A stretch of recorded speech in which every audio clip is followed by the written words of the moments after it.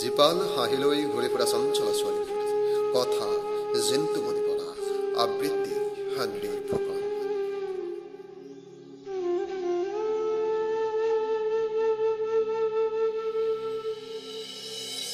এই যে অনবৰতে এমুকুৰা হাঁহিলৈ ঘূৰি ফুৰা চঞ্চল ছোৱালীজনী, তাই কেৱল হাঁহিতে যে ধুনীয়া তেনে নহয়, তাই মনটো তেনেকৈ চঞ্চল প্ৰকৃতি।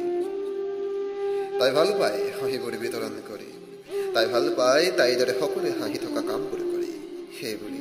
সেই বুলি আপুনি তাইক পাতল বুলি চেলেকো বুলি তাইৰ জীপালা হাঁহিবোৰক খৰাং কৰি নেপেলাব। তাইৰ অন্তৰখনত হাজাৰ সপোন থাকে, তাইৰ হাঁহিবোৰত লীন হৈ থাকে আবেগ পাহৰাৰ এখনি পূৰ্ণাংগ নাটক। এই যে ৰাতিপুৱা বাঢ়নীডাল হাতত লৈ পদূলি মূৰত এটা মৰমৰ হাঁহি মৰা ছোৱালীজনী, তাই শিকে ভৱিষ্যতৰ কাৰ্যপন্থা।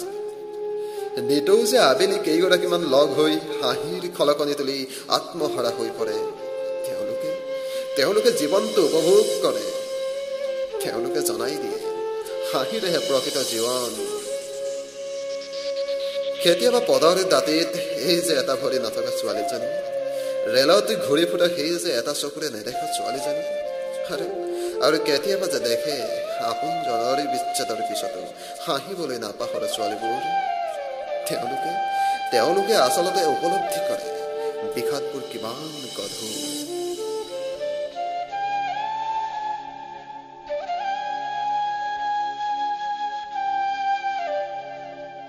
হোটেল কিংবা ৰেস্তোৰাঁ, ঘৰ কিংবা চিকিৎসালয়ত ধুনীয়া ছোৱালীজনীয়ে যে হাতত ঝাৰুডাল লৈ মুখত জীপাল হাঁহি লৈ ঘূৰি ফুৰে, তাই আচলতে মানুহৰ মনবিলাক সুখী কৰাৰ স্বাৰ্থত সংগ্ৰামী জীৱনক আওকাণ কৰি নিজ যন্ত্ৰণাবোৰ বিলীন কৰি।